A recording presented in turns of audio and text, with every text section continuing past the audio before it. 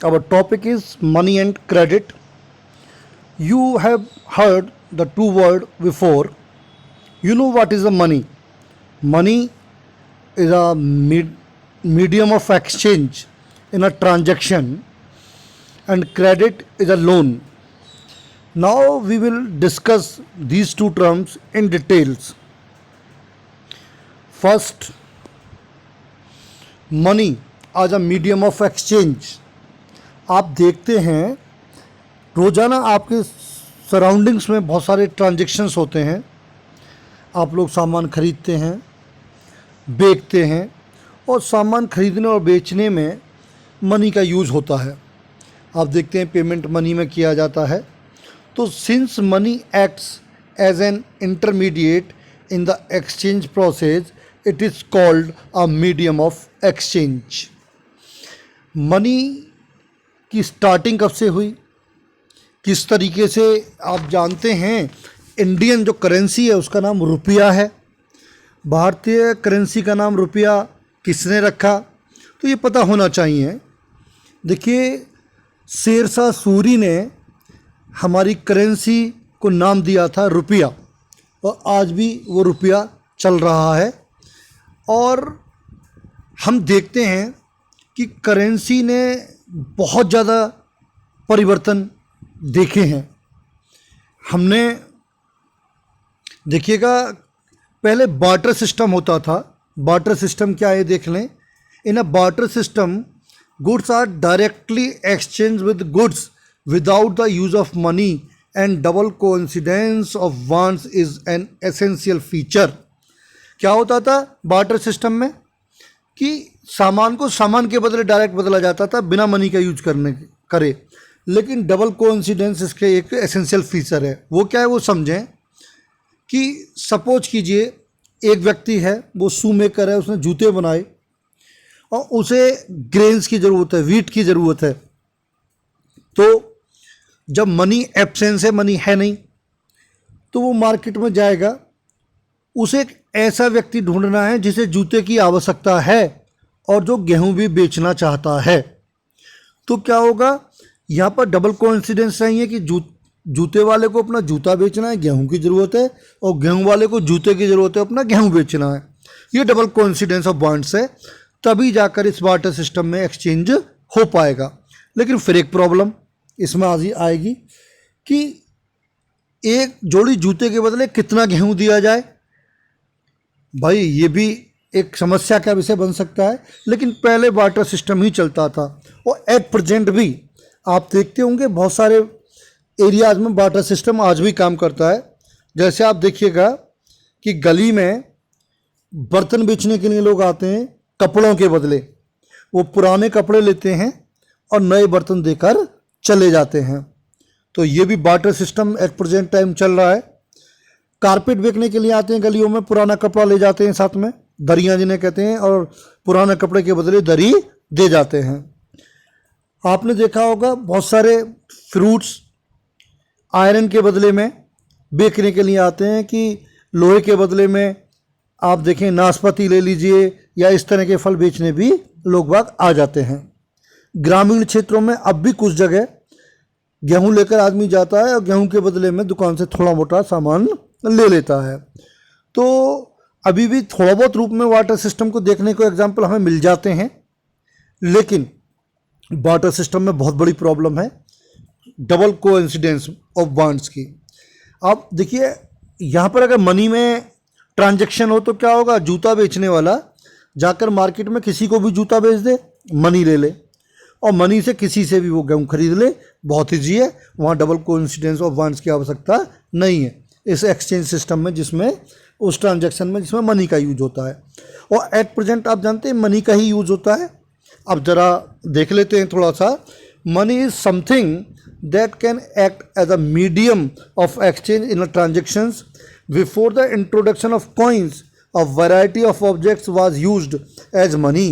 For example, since the very early age, Indians used grains and cattle as money. देखिएगा, money वो चीज़ है जो कि ट्रांजेक्शन्स में मीडियम ऑफ एक्सचेंज का काम करती है। और मनी के इंट्रोडक्शन या कॉइन्स के इंट्रोडक्शन से पहले विभिन्न प्रकार के ऑब्जेक्ट्स थे जो मनी के रूप में यूज होते थे। इंडिया में प्राचीन काल से ही कैटल्स और ग्रेन्स को यूज किया जाता था। देखिएगा, आपने एक शब्द सुना होगा गोधन। पहले क्या होता है, जिसके पास जितनी गाय ज़्यादा वो उतना ज़्यादा रिच माना जाता था, क्योंकि कैटल को ही उस समय मनी की बराबर माना जाता था। लेकिन फिर करेंसी आई, नोट्स आए। Thereafter came the use of metallic coins, gold, silver, copper coins, a phase which continued well into the last century. फिर मेटेलिक कॉइन्स का टाइम आया, गोल्ड की कॉइन, सिल्वर की कॉइन, कॉपर की coins ये बनने लगी और ये युग लास्ट सेंचुरी तक रहा। अब देखिएगा, एट प्रेजेंट क्या है करेंसी, आप जानते हैं टोकन मनी है आजकल, जिसे रिप्रेजेंटेटिव करेंसी भी बोलते हैं। क्यों है? देखिए, गोल्ड अपने आप में वैल्यू रखता है, सिल्वर अपने आप में वैल्यू रखता है, लेकिन एट प्रेजेंट जो करेंसी है, कागज़ की करेंसी है और कॉइन्स भी हैं, उनकी अपने आप में कोई वैल्यू नहीं है। उससे पहले देखें, कैटल्स, ग्रेन्स, इन सब का यूज भी है, लेकिन आज की जो करेंसी है उसका ना तो कोई अपना कोई यूज़ है और ना कोई वैल्यू उसकी है अपने आप में।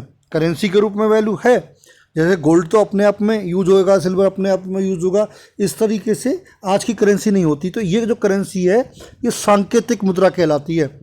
क्या? टोकन कॉइन या रिप्रेजेंटेटिव कॉइन्स या करेंसी। अब ये जो इंडिया में ये कॉन्सेप्ट सबसे पहले किसके मन में आया होगा? देखिए, इंडियन हिस्ट्री में एक जो सल्तनत पीरियड है, जिसमें दिल्ली के राजा को सुल्तान कहा जाता था, उस पीरियड को सल्तनत पीरियड कहते हैं। और सल्तनत पीरियड में एक सुल्तान हुआ दिल्ली का, मोहम्मद बिन तुगलक। उस मोहम्मद बिन तुगलक ने सबसे पहले टोकन कॉइन्स का चलन के विषय में सोचा। देखें, पहले आप देख लीजिए, कॉइन्स, पुरानी कॉइन्स देख रहे हैं, ये इधर लेफ्ट हैंड पर ये मुगल कालीन कॉइन्स हैं, इधर गुप्ता पीरियड की कॉइन्स हैं। आप देखिएगा, ये आपकी बुक में दे रखे हैं, गुप्ता पीरियड की एंशियंट टाइम की कॉइन्स हैं लेफ्ट हैंड पर। बीच में ब्रिटिश टाइम का 1 पैसे का कॉइन है, इधर भी एंशियंट कॉइन्स हैं। ये कॉइन शायद आपने अभी देखी होंगी, हालांकि अब चलन में नहीं है। 1 पैसा कुछ चलन में भी हैं, ये कॉइन्स आपने देखी हुई हैं। अब देखिएगा, इन 1329 तुगलक, कौन सा तुगलक? मैंने अभी नाम बताया, मोहम्मद बिन तुगलक, इंट्रोड्यूस रिप्रेजेंटेटिव और token money in these were coins of copper and brass that could be exchanged for fixed amounts of gold and silver from the Delhi Sultanate. उसने सबसे पहली बार सांकेतिक मुद्रा चलाई, जिसे आज एक्सेप्ट किया गया है। लेकिन मोहम्मद बिन तुगलक की योजना विफल हो गई थी, क्योंकि लोगों ने जाली करेंसी बनानी शुरू कर दी और सारा खजाना खाली हो गया था उसका। लेकिन एट प्रेजेंट उसकी योजना को बिल्कुल चलन में है, आज टोकन मनी ही है।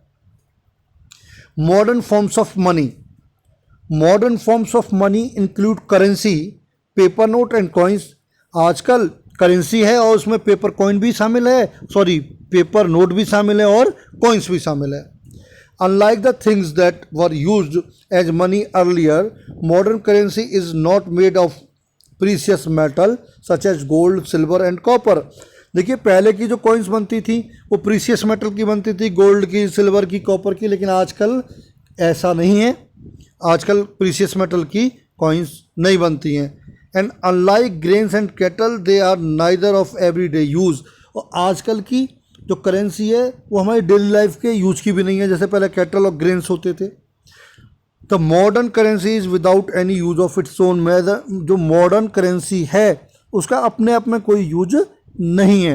मैंने बताया क्या, टोकन या रिप्रेजेंटेटिव करेंसी है। Why is it accepted as medium of exchange? जब इसका ना तो कोई वैल्यू है सिल्वर और गोल्ड की तरह, ना कोई इसका अपना यूज है, फिर सभी जगह ये एक्सेप्ट क्यों की जाती है मीडियम ऑफ एक्सचेंज में? ये जानना जरूरी है, इसके ऊपर क्वेश्चन भी आ जाता है। देखें, it is accepted as a medium of exchange because the currency is authorised by the government of the country. पहला कारण तो ये है कि इसको मीडियम ऑफ एक्सचेंज के रूप में एक्सेप्ट किया जाता है, क्योंकि इसको ऑथराइज किसने किया है? गवर्नमेंट ऑफ इंडिया ने। इंडिया या उस देश की सरकार ने जहाँ पर वो है। In India the reserve bank of India issues currency note on behalf of the central government. India में सेंट्रल गवर्नमेंट के बिहाफ पर reserve bank of India currency note issue करता है। Moreover the law legalise the use of rupee as a medium of payment that could be refused in settling transaction in India. दूसरा, कानून व्यवस्था है कि medium of exchange के रूप में रुपीज़ को मान्यता दी गई है। कोई भी व्यक्ति किसी ट्रांजैक्शन में रुपीज़ में पेमेंट लेने से मना नहीं कर सकता। No individual in India can legally refuse a payment made in rupees, hence the rupees is widely accepted as a medium of exchange. इसलिए पूरे इंडिया में रुपीज़ को मीडियम ऑफ एक्सचेंज के रूप में एक्सेप्ट किया गया है। अब एक नई टर्म आती है हमारे पास, deposits with bank and cheque. देखिएगा, डिपॉजिट्स विद बैंक, बैंकों में दो, देखिए कुछ लोगों के पास में एक्स्ट्रा पैसा होता है।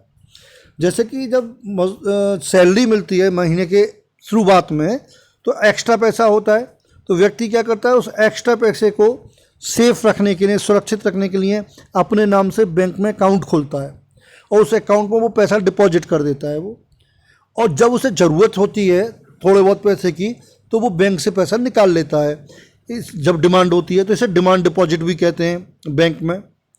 अब डिमांड डिपॉजिट जिनके खाते होते हैं बैंक में, उन्हें एक बैंक सुविधा देता है, वो है चेक की सुविधा।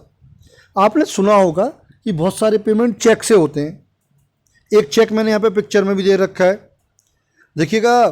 चेक दो प्रकार के होते हैं, एक तो सिंपल दे रखा है और ये तो कोई आदमी लेकर जाए सिंपल वाला। अगर ये ऊपर लेफ्ट हैंड पर ऊपर कॉर्नर में 2 लाइन खिंच रही हैं, इस पर लिखा है अकाउंट पे ही। अगर ये 2 लाइन ना खिंची हुई हों तो कोई भी चेक ले जाएगा, ये चेक जिसके नाम होगा वो अपना, जैसे इसमें नाम भरा हुआ है प्रेम कुमार, तो प्रेम कुमार लेके जाएंगे और इस चेक से पैसा ले लेंगे बैंक से। और अगर ये 2 लाइन खिंची हुई हैं तो प्रेम कुमार पैसा नहीं ले पाएंगे, बल्कि प्रेम कुमार के खाते में ट्रांसफ़र होगा पैसा, उनका अकाउंट में ही पैसा जाएगा। इसे अकाउंट पे ही चेक कहते हैं। तो देखिएगा, जो करेंसी का काम है कि मीडियम ऑफ एक्सचेंज में वो की तरह काम करती है ट्रांजैक्शन में, ऐसे ही चेक से भी मीडियम ऑफ एक्सचेंज होता है, तो ये भी करेंसी का ही पार्ट माना जाता है। अब बैंकिंग सिस्टम बड़े इंटरेस्टिंग है, देखें। अब आप एक एग्जाम्पल सुनिए। सपोज कीजिए कि आप अपनी कार लेकर एक मूवी देखने के लिए मॉल में जाएं।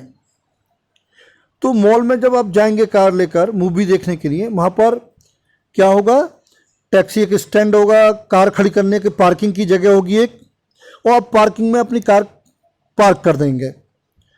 पार्किंग वाला आपको एक टोकन देगा, आप पिक्चर देखने जाएंगे और जब लौटकर अपनी आप कार वहाँ से लेंगे, या पहले भी हो सकता है, वो आपसे एक पैसे लेगा 50 रुपये या 100 रुपये कार पार्किंग के। जानते हैं आप, ऐसा होता है कहीं पर भी पार्किंग में आप गाड़ी खड़ी करेंगे, मोटरसाइकिल खड़ी करेंगे तो पैसे देने होंगे। तो क्यों दिए हमने पैसे? क्योंकि उसने हमारी कार की उस 3 घंटे या 4 घंटे सुरक्षा करी, देखभाल की, उसका उसने चार्ज लिया हमसे।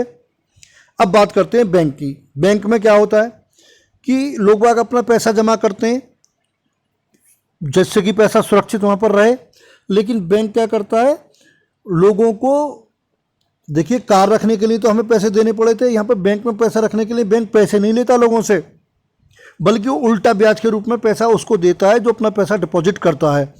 देखिए, एक जगह हमने देखा, एक जना हमारी कार की सुरक्षा कर रहा था, उसके बदले हमसे पैसे ले रहा था। बैंक हमारे पैसे की सुरक्षा कर रहा है और उल्टे हमें पैसे दे रहा है। ये तो बड़ी अजीब सी बात है। इसका कारण है क्योंकि बैंकिंग सिस्टम को देखिए, कार हमने खड़ी करी, उसने केवल सुरक्षा की, चाबी हमारे पास थी, उसने उस कार को यूज नहीं करा। लेकिन बैंक का सिस्टम क्या है कि कुछ लोग जिनके पास पैसा होता है वो डिपॉजिटर्स होते हैं, वो लोग आते हैं बैंक के पास, देखिए पिक्चर में दे रखा है, और बैंक में पैसा जमा करते हैं, और जब उन्हें ज़रूरत होती है तो वो विड्रॉ भी करते हैं।